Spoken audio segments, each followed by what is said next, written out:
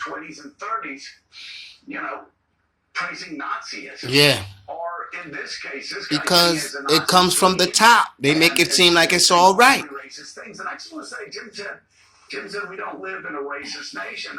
I don't know about I that. can only speak to my experience. I don't know about that. I've lived in Georgia growing up. I lived in Alabama. Mm-hmm. I lived in Mississippi. Yeah. I lived in Northwest You seen Florida, racism. which is the You deep seen. South. I have lived the majority of my life in the deep South.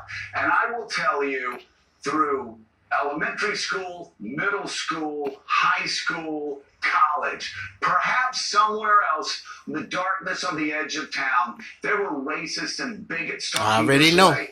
I never once, well, actually I did one time. I heard one time.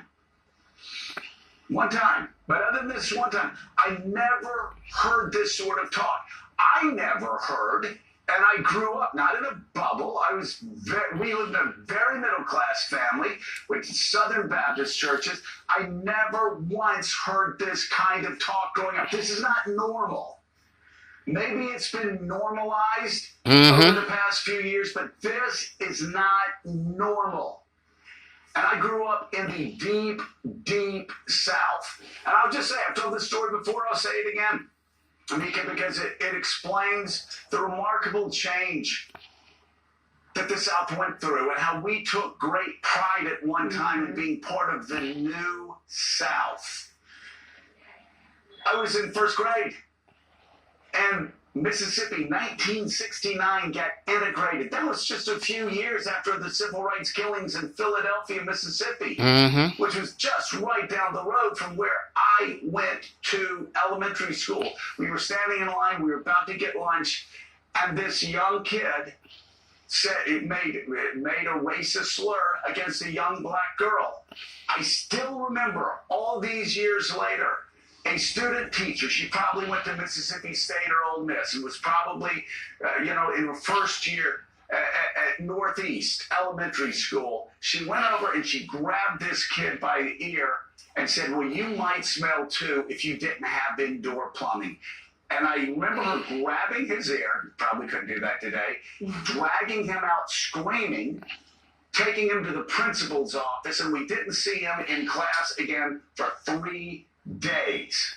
That was the example that was set in first grade. You don't. Even in the midst of the integration fights in 1969 in rural Mississippi, that was the message that was being sent to first grades. No!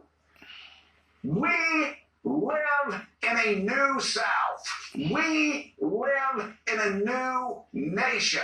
And that was the message that I received in Mississippi, Alabama, Georgia, Northwest Florida, whether I was in class, whether I was playing baseball, whether I was in the locker room playing football. You just didn't do it.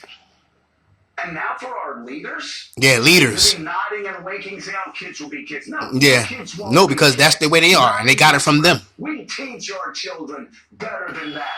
We deserve, our children deserve. How you gonna call somebody? How you gonna be racist against somebody and you in their country? Most of these people that's racist, your ancestors ain't even from here. You from Europe, France, Italy, all that. How you gonna be racist and you in another country that your ancestors ain't even from? Most Republicans, most independents, most Democrats don't want to go back to, Mika. And we hope they step up. Axios co-founder and CEO Jim Vandehei, thank you for coming on this morning. His new column is available to read online right now. And coming up, the